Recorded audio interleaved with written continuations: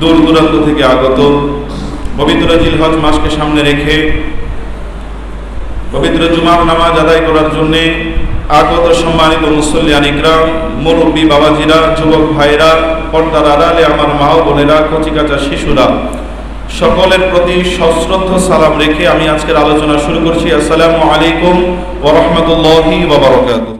আল্লাহ পাকের দরবারে অসংখ্য শুকরিয়া জ্ঞাপন করছি, মহান বাড়ি তাআলা আমাদেরকে আজ এই পবিত্র দিনে, আজ এই সম্মানিত দিনে আল্লাহর ঘর মসজিদে আমাদেরকে আসার সুযোগ করে দিয়েছেন।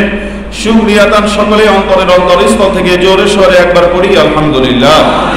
জ্ঞাপন করছি ওই মহান রব্বে কারীমের দরবারে, যিনি আমাদেরকে মসজিদে আসার পরে কিছুক্ষণ আল্লাহ পাকের জিকির এবং আমার নবী পাক সাল্লাল্লাহু আলাইহি সাল্লামের স্মরণে দুরূদ শরীফ পড়ার তৌফিকটুকু আল্লাহর দরবারে পেয়ে গেলাম। দুরূদ শরীফ পড়ার মাধ্যমে আল্লাহ আমাদের সম্মানকে বুলন্দ করে, আল্লাহ আমাদের মর্যাদাকে বুলন্দ করে দিয়েছে। সেই শুকরিয়া দান সেই রব্বে কারীমের দরবারে আরেকবার কালিমাতুশ শুকর আদায় করে দিয়ে বলি আলহামদুলিল্লাহ। আল্লাহ পাক রব্বুল আলামিন আজকে পবিত্র জুমার দিন, এই জুমার দিনকে কেন্দ্র করে আল্লাহ পবিত্র কোরআন শরীফের মধ্যে একটি সূরা নাযিল করলেন। স্বতন্ত্র একটি সূরা আল্লাহ নাযিল করেছেন, যেই সূরাটা পবিত্র কোরআন শরীফের 28তম পারার মধ্যে আমার আল্লাহ পাক রব্বুল আলামিন রেখে দিয়েছেন।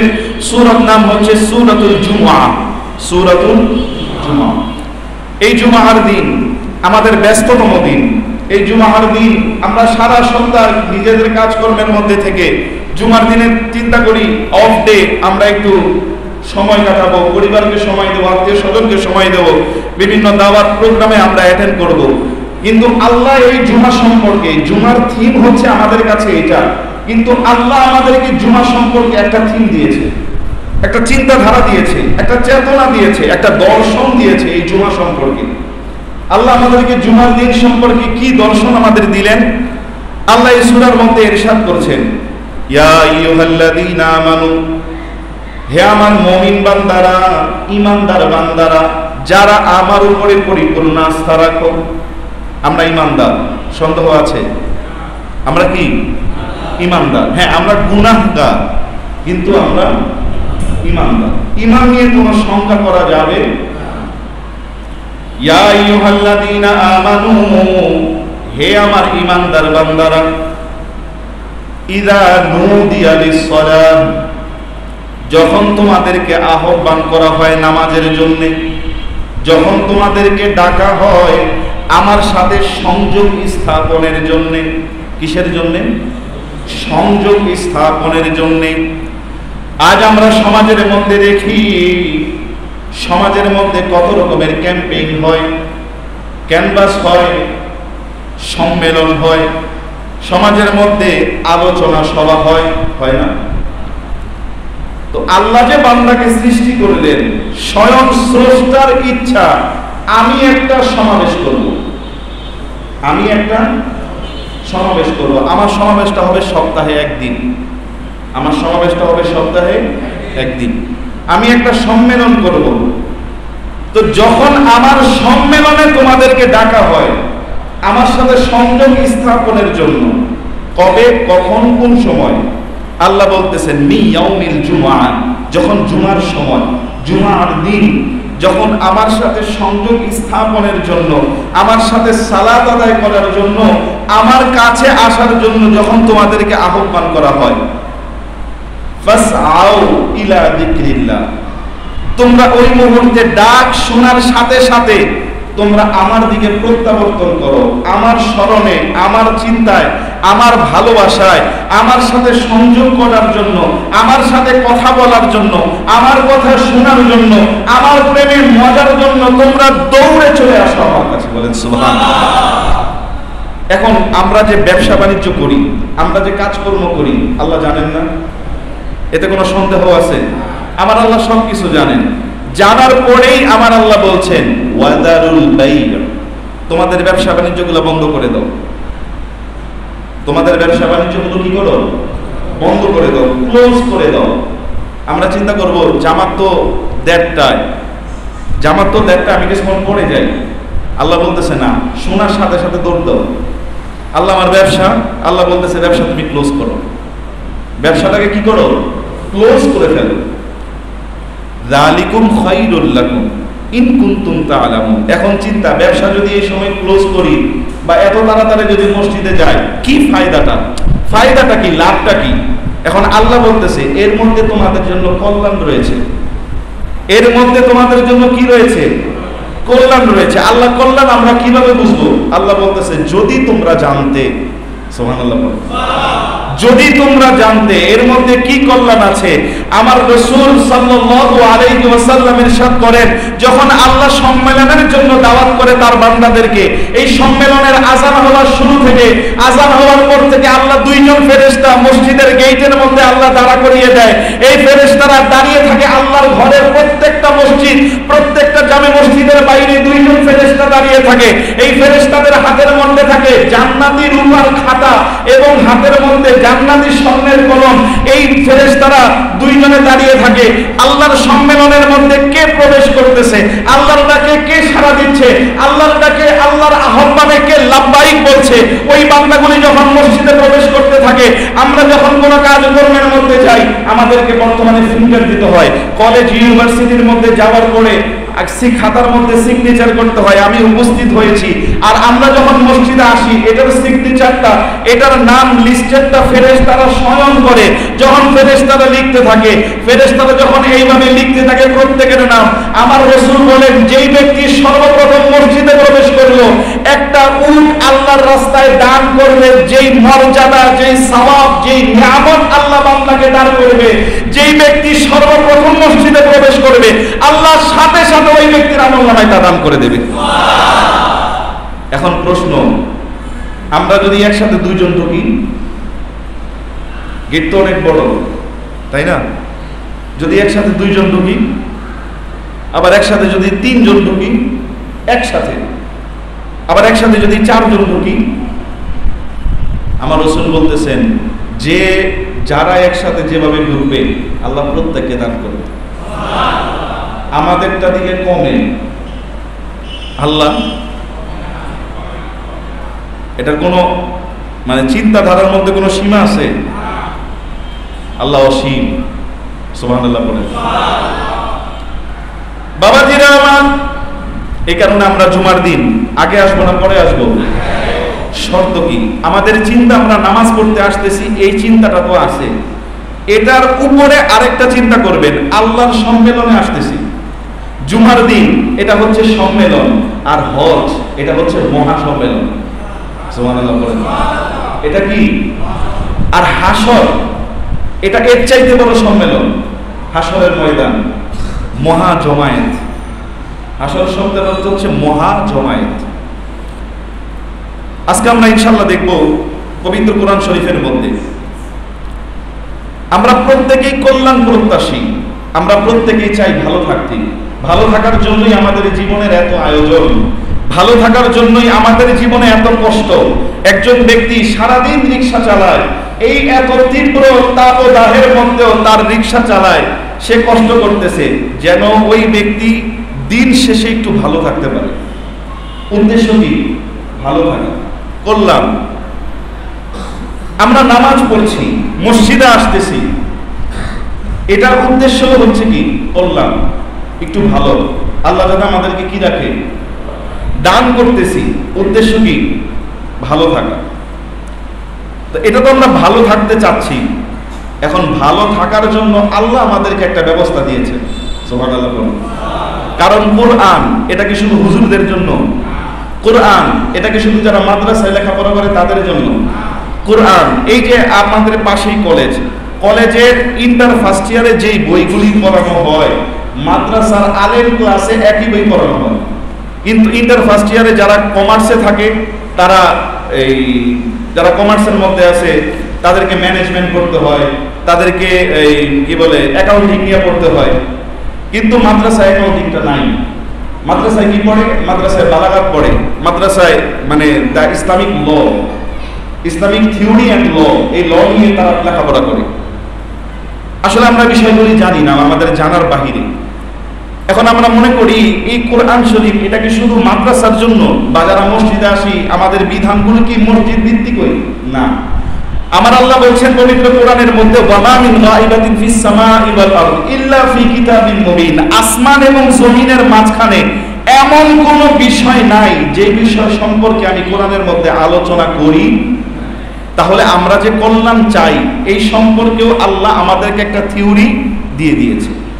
আপনার কাছে বাংলাদেশের সংবিধান আছে, আপনি সংবিধান যদি বাড়ির মধ্যে রেখে দেন আর যদি প্রচার করেন আমার কাছে সংবিধান আছে, আপনার কোনো লাভ হবে? যদি আপনি বাংলাদেশ সংবিধান সম্পর্কে আপনাকে কেউ জিজ্ঞাসা করে, আপনি বলতেছেন আপনি জানেন না, কিন্তু সংবিধান আপনার কাছে। আল্লাহ বলতেছেন আমার সৃষ্টির শুরু থেকে শেষ পর্যন্ত একটা মানুষ তার জীবনের শুরু থেকে শেষ পর্যন্ত তার সার্বজনীন দিকে সর্বাধিক দিক নির্দেশনা আমি আল্লাহ কোরআনের মধ্যে দিয়ে দিয়েছি। আমার আল্লাহ রব্বুল আলামিন এই পবিত্র কোরআনে পাকের মধ্যে আমার আল্লাহ 30 নম্বর পারায় একটি সূরা আমার আল্লাহ নাজিল করলেন, যেই সূরার মধ্যে আমার আল্লাহ সর্বপ্রথম কসম করেছেন কি? ওয়াল ফাজর, ফজরের সময়ের কসম। সুবহানাল্লাহ পড়ে। ফজরের সময়ের, আচ্ছা উনি তো স্রষ্টা, ওনার কসম করার দরকার আছে? উনি যদি কারোর উপরে কিছু বুঝাতে চায়, কাউকে কিছু জানাতে চায়, আল্লাহ হুকুম করলো আমরা মানতে বাধ্য। কিন্তু আল্লাহ কেন কসম করলেন? দেখেন, একটা কসম করে নাই, আরো কি করতেছে? আল্লাহ বলতেছেন ওয়াল ফাজর, ফজরের সময়ের কসম। এই ফজরের সময়ের কসম করতে গিয়ে 4টা বিষয় আছে। এটা কয়টা? 1 নাম্বার, কেউ বলেছেন এই ফজরের কসম দিয়ে আল্লাহ ফজরের নামাজের কসম করেছেন। সুবহানাল্লাহ। এই ফজরের কসম করে আমার আল্লাহ মুহররম মাসের প্রথম দিনের ফজরের সময়ের কসম করেছেন। আরেকটা হচ্ছে এই ফজরের কসম করে আমার আল্লাহ জিলহজ মাসের প্রথম দিনের ফজরের কসম করেছেন। এই ফজরের কসম করে আমার আল্লাহ ঈদের দিন ঈদুল আজহার দিনের ফজরের সময়ের কসম আল্লাহ করেছেন। আবার এই ফজরের কসম, ফজর যখন হয় তখন আস্তে আস্তে সূর্য কি হতে থাকে? অন্ধকার দূরীভূত হতে থাকে। যখন আলোকিত হয় অন্ধকার কি হয়? চলে যায়। আমার আল্লাহ আরেকটা কসম করেছেন, সমস্ত দুনিয়া যখন অন্ধকারের মানে জুলুম অত্যাচারের অন্ধকারে যখন নিমজ্জিত ছিল, ওই সময় আল্লাহ আমার নবীকে প্রেরণ করে এই সমস্ত জুলুমাতকে দূরীভূত করে আমার আল্লাহ সারা দুনিয়াকে আমার নবীর মাধ্যমে আবার আলোকিত করে দিয়েছেন। এই কারণে এই ফজর বলতে আল্লাহ আমার নবীকে বুঝিয়েছে। বলেন সুবহানাল্লাহ। আমার আল্লাহ পাক রব্বুল আলামিন বলেন ওয়ালায়ালিন আশর, 10 রাতের কসম। এই 10 রাত কি? রওয়ায়াতের মধ্যে এসেছে এই 10 রাত হইল জিলহজ মাসের 1 তারিখ থেকে 10 রাত্র পর্যন্ত। জিলহজ মাসের 1 তারিখ থেকে 10 তারিখের রাত্র পর্যন্ত এই 10টা রাত্রের কসম আল্লাহ করেছেন। কেন? কারণ এই জিলহজ মাসে আমার আল্লাহ পাক রব্বুল আলামিন মহা সম্মেলন ঘটিয়েছেন। সুবহানাল্লাহ। আবার আরেক রওয়ায়াতের মধ্যে এসেছে এই জিলহজ মাস নয়, মুহররম মাসের 1 থেকে 10 তারিখ পর্যন্ত 10 রাতের কসম আমার আল্লাহ এই সূরার মধ্যে করেছেন। এরপরে আমার আল্লাহ কসম করতেছেন ওয়াশাফিঈ ওয়াল ওয়াতর, জোর এবং বেজরের কসম। জোর এবং বেজর, জোরেরও কসম করেছে। জোর কত? 2, 4, 6, 8। আবার বেজর 1, 3, 5, 7। প্রত্যেকটা জোর, প্রত্যেকটা বেজরের কসম আল্লাহ করেছেন। জোর কি? আমার আল্লাহ বলেন আমি দুনিয়ার মধ্যে প্রত্যেকটা জিনিস জোড়ায় জোড়ায় সৃষ্টি করেছি। সুবহানাল্লাহ বলেন। প্রত্যেকটা জিনিসের মধ্যে জোড়া দিয়েছি, নারী পুরুষ, গরু গাভী, উট উটনি, ছাগ ছাগি, এভাবে প্রত্যেকটা জিনিস জোড়ায় জোড়ায় সৃষ্টি করেছি। এই প্রত্যেকটা জোড়ায় জোড়ায় সৃষ্টির মাধ্যমে আমি আল্লাহ তোমাদেরকে একটা নিদর্শন দিয়েছি যে আমি আল্লাহ স্বয়ং এই জায়গায় আমার কুদরত রয়েছে। আর আরেকটা জিনিস বেজর আমি আল্লাহ রেখে দিয়েছি। বেজর, বেজর কি? সেই বেজর হইলাম স্বয়ং আমি আল্লাহ পাক রব্বুল আলামিন, যার কোনো দ্বিতীয় নাই, যার কোনো শরীক নাই, যার কোনো একত্ববাদের মধ্যে যার অংশীদারি নাই। আমি আল্লাহ হচ্ছে সর্ববেজর, যে বেজরের মধ্যে কোনো রকমের কোনো চিন্তাধারা নাই। কুল হুয়াল্লাহু আহাদ আল্লাহুস সামাদ লাম ইয়ালিদ ওয়া লাম ইউলাদ ওয়া লাম ইয়াকুল লাহু কুফুয়ান আহাদ। প্রত্যেকটা সৃষ্টির মধ্যে আমি আল্লাহ সন্তান দ্বারা আবার এই জোর সৃষ্টি করেছি। এই জোরের মধ্যে আমি আল্লাহ আবার বংশ বিস্তারের ব্যবস্থা করেছি। কিন্তু এক বেজর হচ্ছে বলছে স্বয়ং আমি আল্লাহ পাক রব্বুল আলামিন, যে আমি আল্লাহ আমার নিজের কসম করতেছি, বলেন সুবহানাল্লাহ। ওয়াল্লাইলি ইযা ইয়াসরি, রাত্র শেষ ভাগের কসম, রাত্র যখন চলে যায়, শেষ হয়ে যায়, ওই মুহূর্তের কসম। কেন? কারণ জানি।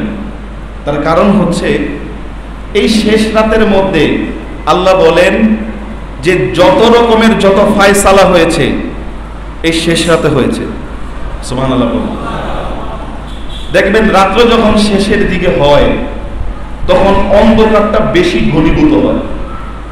রাত্র যখন আবার শেষ ভাগ হয়, এই শেষের দিকে আপনারা এই মানে এই ফিলিংস আপনারা পেয়েছেন কিনা আমি জানি না।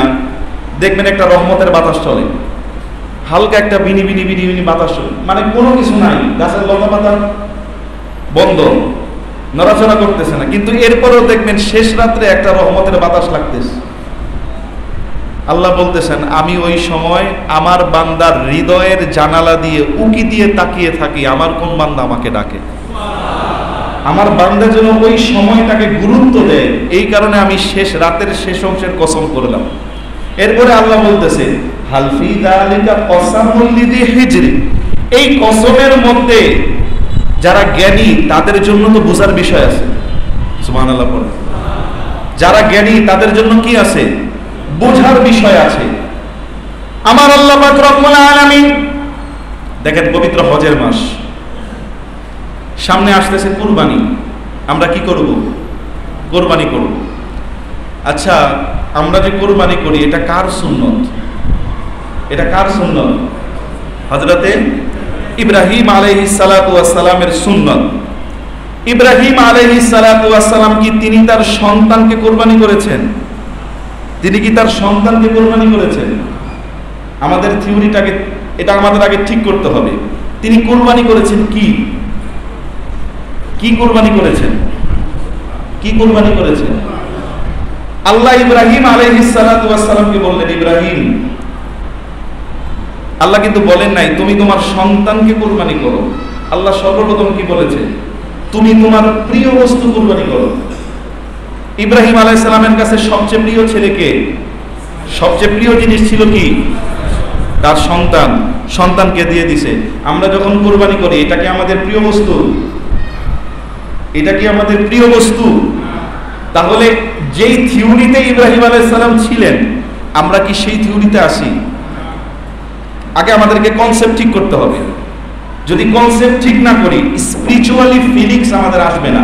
আর স্পিরিচুয়ালিটি যখন আমাদের মধ্যে কাজ না করবে, আপনি 70 বছর আপনি মসজিদের মধ্যে আসতে পারবেন, নামাজ পড়তে পারবেন, কিন্তু এই নামাজের তাসির আপনাকে কোনো কাজে দিবে। বাবাজিরা আমার, এই কল্যাণের জন্য আমরা তো কিছু করি, এই কল্যাণের জন্য আমরা মানুষের সাথে সম্পর্ক করি। আমার আল্লাহ কল্যাণ পাওয়ার একটা ব্যবস্থা কি বলেছেন?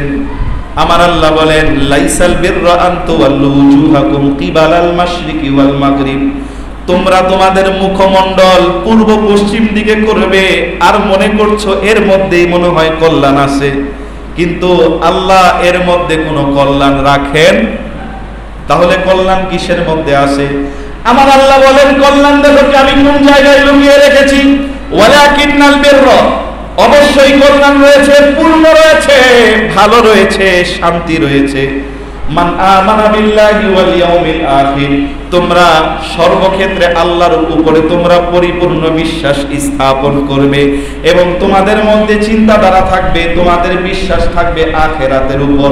আমরাও বিশ্বাস করি আখিরাত, কিন্তু আখিরাত বিশ্বাস করার ক্ষেত্রে যাইয়া আমার আল্লাহ আমাদেরকে থিওরি দিলেন, দেখো ও আমার বান্দা, দুনিয়ার মধ্যে তুমি যে কর্মই করো না কেন, এই কর্মের ফল তোমাকে ভোগ করতে হবে।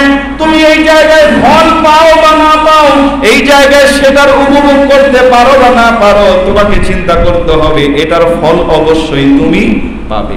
তুমি আজকে পাও কালকে পাও, এই ফল তোমাকে ভোগ করতে হবে। তোমার মধ্যে যখন আখিরাতের চিন্তা থাকবে, ওই বান্দা প্রত্যেকটা কাজের মধ্যে প্রত্যেকটা কাজের সৌন্দর্যতা প্রকাশ পাবে। এই কারণে আমার নবীজি বলেন আদ দুনিয়া মাযরাতুল আখিরা, দুনিয়া হচ্ছে আখিরাতের শস্য ক্ষেত।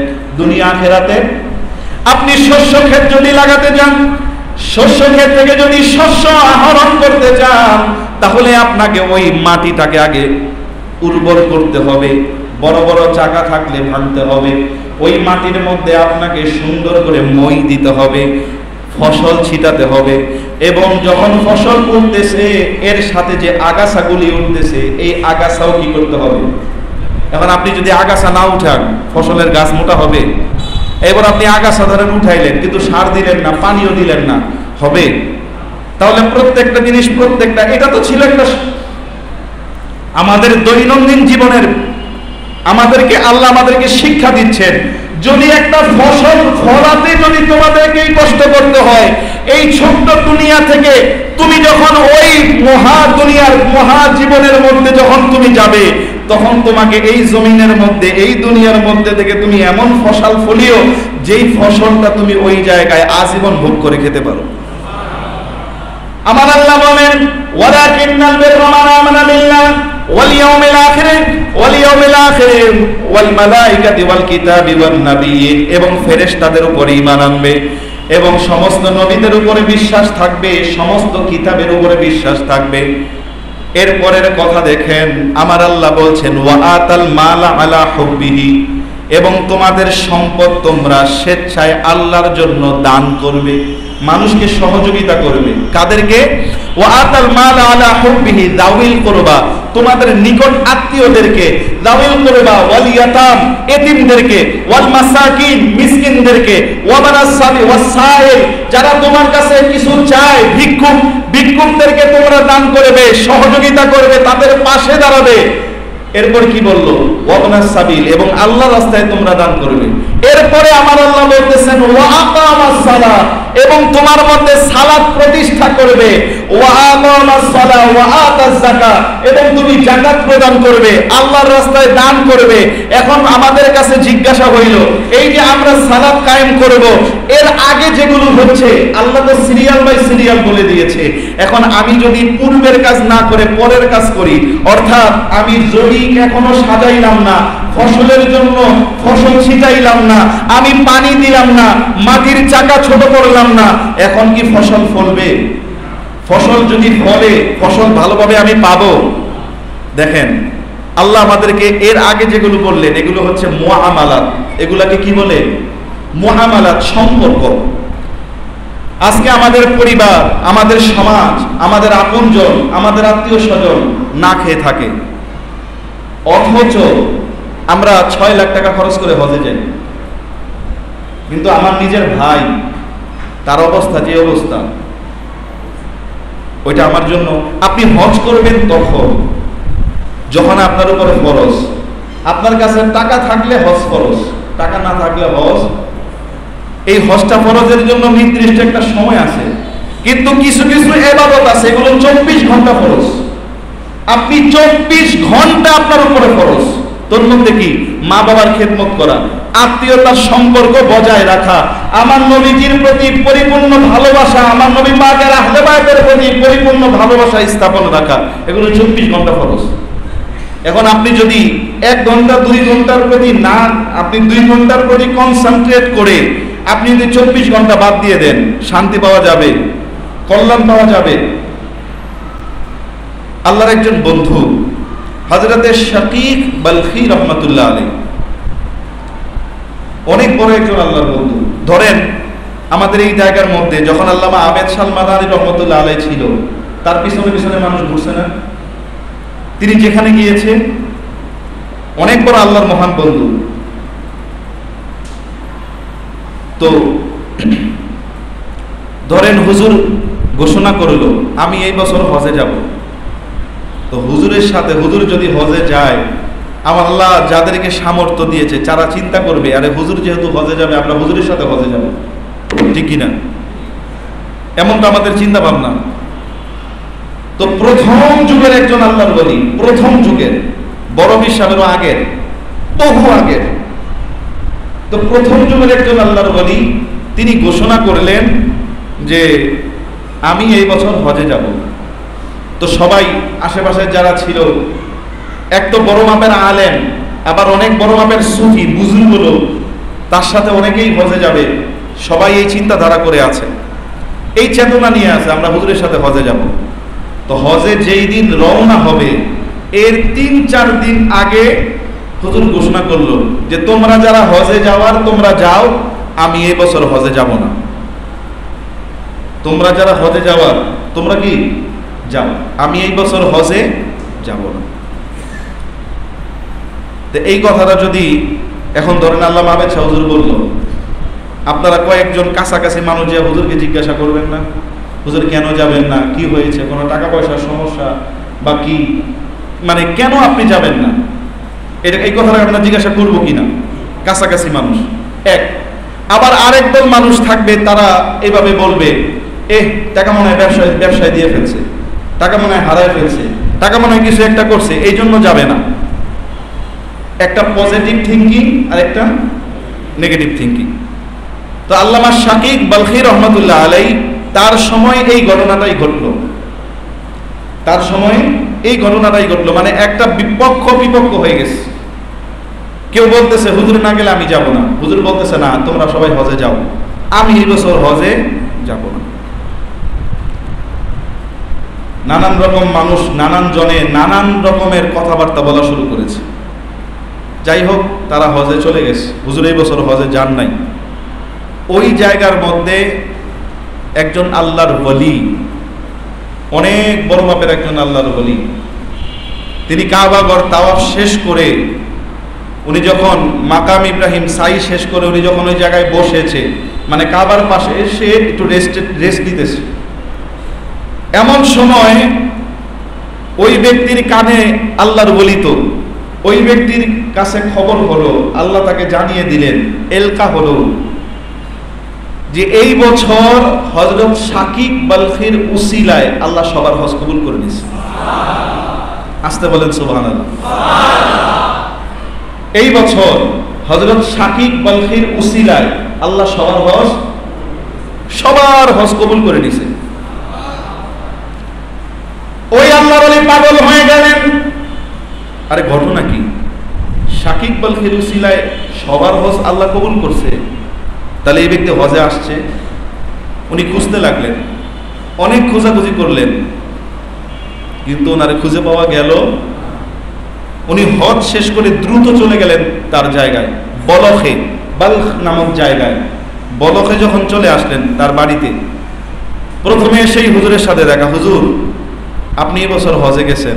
শাকিক বালখী বলতেছেন, না আমি তো এই বছর হজে যাই না। হুজুর আপনি এই বছর হজে গেছেন? না আমি তো এই বছর হজে যাই নাই। তো হুজুর আমি যে স্বপ্নে দেখলাম যে আল্লাহ বলতেছে, আল্লাহ আমাকে জানিয়ে দিয়েছে যে ফেরেশতারা বলতেছে এই বছর হযরত শাকিক বালখীর ওসিলায় আল্লাহ সবার হজ কবুল করে নিয়েছে। আপনি এমন কি করেছেন? আপনি হজেও যান নাই, কারণটা কি? হযরত শাকিক বালখী বলছেন, আমি এই বছর হজে যাওয়ার জন্য নিয়ত করেছিলাম, আমি এই বছর হজে যাব, কিন্তু আমার নিয়ত, আমার চিন্তা দ্বারা হইল, আমি যেই দিন হজে যাব এর পরের দিন, মানে হজের কয়েকদিন আগে, রওনার কয়েকদিন আগে আমি দেখলাম যে আমার আত্মীয় স্বজন প্রতিবেশী যারা আছে আমার কাছ থেকে লেনা পাওনা দাওনা কিছু আছে কিনা। হঠাৎ করে আমি লক্ষ্য করে দেখলাম আমার দূর সম্পর্কের এক প্রতিবেশী, তার অবস্থা অনেক খারাপ, ঘরে খাবার খাওয়ার মতো খাবার, অনেক কষ্ট করতেছে। তো আমার মনে চিন্তা হইল যে আমি যদি হজে যাই আর আল্লাহ পাকের দরবারে যদি আমি দাঁড়াই, আল্লাহ যদি আমাকে প্রশ্ন করে, শাকিক তুমি আমার বান্দা, তোমার বাড়ির পাশে যে ছিল সেটা আমার বান্দা না? তুমি আমার বান্দা, আমার সাথে সাক্ষাতের জন্য তুমি হজ করতে আসছো, তোমার বাড়ির পাশে যে লোকটা ছিল এটা আমার বান্দা না? তুমি তোমার প্রতিবেশীকে এই অবস্থায় রেখে তুমি আমার সাথে সাক্ষাৎ করে এসে বলতেছো, তুমি আরেক বান্দাকে, আমার আরেক বান্দাকে এই অবস্থায় রেখে তুমি মনে করতেছো তুমি আমাকে সন্তুষ্ট করে ফেলবে? তখন আমি আমার আল্লাহকে কি জবাব দেব? আমি আমার আল্লাহর সামনে কিভাবে দাঁড়াবো? আমার নবী যদি আমাকে জিজ্ঞাসা করে, শাকিক আমার এই উম্মতের, আমি যে উম্মতের জন্য এত কান্না করেছি, আমি যে উম্মতের জন্য যে চোখের পানি ফেলেছি, আমার সেই উম্মত এত কষ্ট করতেছে, আর তুমি তোমার বাড়ির পাশে তুমি খেয়াল রাখলা না, আমি আমার নবীজির কাছে যে কি জবাব দেব? আমি এই কারণে আমার হজের টাকা পয়সা যা রাখছিলাম সব তাকে দিয়ে দিছি, আমি সব তাকে দিয়ে দিছি।